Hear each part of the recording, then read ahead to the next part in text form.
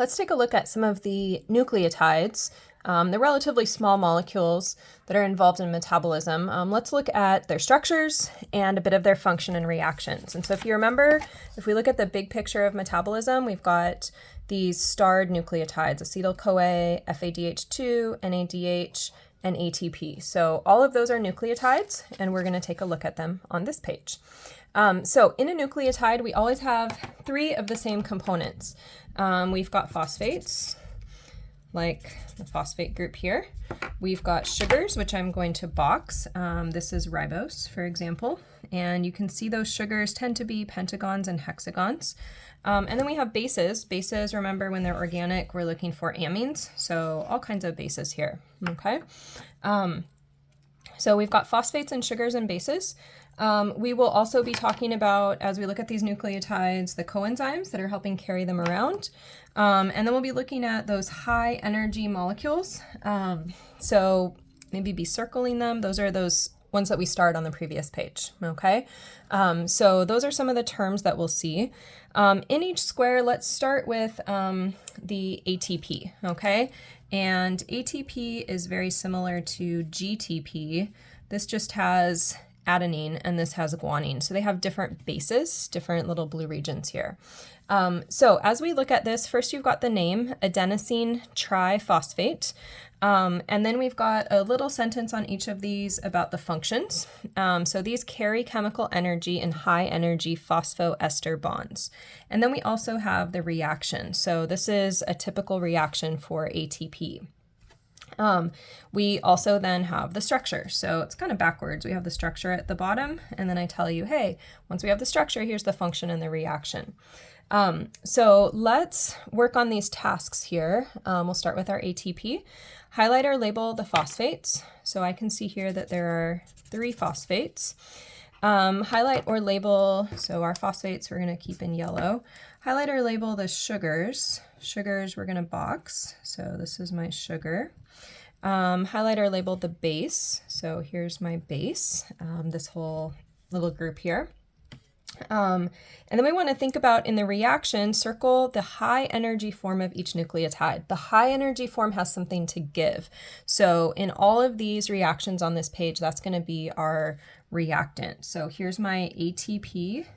This is going to be my high energy form with the triphosphate. This D here stands for diphosphate. And so what happens is we break off one of these phosphates. P sub I is representing a phosphate chunk that's falling off there, okay? So we can see that we lost a phosphate as this reaction happens, right? ATP loses a phosphate. And we have a word for that type of reaction. When we lose a phosphate, we would say that the reaction in this direction is a dephosphorylation. That was one of our words at the beginning of the chapter. Now, this reaction can go the reverse direction, and if we go the reverse direction, it would be ADP gaining a phosphate, and so I would say that that is phosphorylation, gaining a phosphate, okay? One more piece that we want to put together with our ATP is tying this back to an energy diagram, which we've learned about earlier in the semester. Remember, we have energy on the y-axis, we have the reaction on the x-axis, and so we would think of ATP as having relatively a high energy because it's storing energy in its bonds. We always have a bit of activation energy, and then we would drop down and have our products of ADP, okay? And so I want you to think about this. ATP is actually just a way to store energy, and when it reacts, that's when we access all of that energy. So this is energy that's being released, right? The difference between the reactants and the products. So I'm getting energy out, and that energy is what I'm seeing right here when the ADP loses that phosphate. So ATP is kind of like if you have wood or coal or fossil fuels that are holding energy, that's what ATP is like. And then when it gets broken down, that's where we release the energy. Just like when we burn our fuels, then we're getting energy out of them. So that's kind of how I think through this reaction.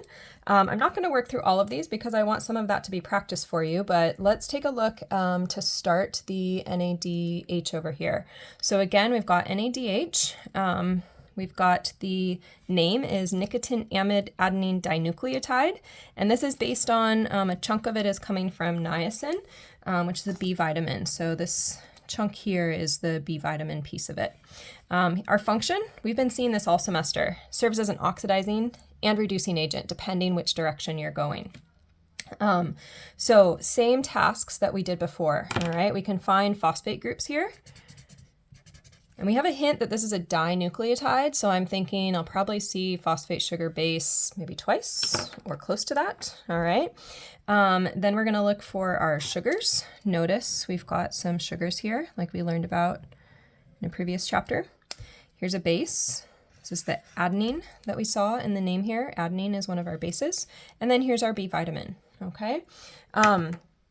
Now, when we think about this, remember we said earlier that NAD and FAD are coenzymes, right? And so this coenzyme, one of the things that we see is this coenzyme carries around that H that is part of the substrate that we ate, right? If we take a look back at the whole metabolic kind of summary here, we're eating carbons, and the carbons break down and break down and break down till we finally just have these high energy coenzymes, NADH, and that H is what's left of that delicious food that you ate. So here's those H's showing up again. This would be considered our high energy version of this coenzyme because it's got the H, it's got something to give, and the NAD plus would be a low energy version, okay? As I think about what kind of reactions I have here, so I'm taking a look at the forward reaction. Forward reaction, I lose H, and so when I lose H, I would say that that's oxidation, right? So NADH becomes oxidized as we go to the right, and if I go in the reverse direction, it would be reduced, okay? So you're going to see that FADH2 is very similar to NADH, so I'm going to leave that one for you to practice. Let's take a quick look to start looking at acetyl-CoA. So acetyl-CoA, if you remember in our metabolic summary here, acetyl shows up here as my compounds are breaking down into this common metabolite or common chemical, acetyl-CoA. Acetyl is a 2-carbon group. And so that we can think of as coming from our food that we ate. And here's the little tiny portion of the molecule that is acetyl, right here, okay? And then we've got the coenzyme, of course, the coenzyme A that's helping out. And so if we think about the high energy version, that's where I've got something to give, whether it was a phosphate to give or a hydrogen to give, or an acetyl. So this is my high energy form. And then what I've got here is a new functional group. So new functional group. It looks like an ester, right? Carbonyl with an O, except it's a carbonyl with an S. So this is an ester, and this functional group is called a thioester. Remember, thio went with sulfur when we saw thiols earlier. So I've got a thioester functional group. And if I was to draw that out in a condensed form, this is a CH3 on the end here, and then it's next to a carbonyl. So when we talk about these acetyl groups, these are the 2 carbons that all of our food, whatever we ate, has now been broken down into these little acetyl groups, okay? The rest of the molecule, this is the coenzyme A portion of the molecule. And so you can go through and find some phosphates, some sugars, some bases as you look at that. So I'll leave that piece for you to do. This is a thioester SH. This is a thiol here. And so it's a little bit less easy to see here, but you can basically see I've gained an H, right? And so that means this forward reaction where I'm gaining an H is reduction. And that means the reverse I can infer would be oxidation. So as I gain an H, that's my reduction. As I reverse that, that would be oxidation. And we'll see both of these reactions can happen. So I'll leave the rest of that for you to finish looking for phosphates and such like that. To practice these nucleotides, let's just flip a couple pages over here to this nucleotide and pathway practice. And specifically this quadrant here, we just learned a bunch of nucleotides. So we learned high energy, high, low, high, low, high, low. So that's 8 nucleotides. And so one of the ways I might ask you to work with those would be talking about the reactions that are happening. So you could look at that. Or you can talk about the different nucleotides. So say contains the vitamin riboflavin. That flavin should jump out at you. Flavin is going to show up in FADH2 and FAD. Okay, and so we're just referring back to these 8 nucleotides. So that's some good practice for you to go through and see if you can take the words and kind of make sense of what we saw over here.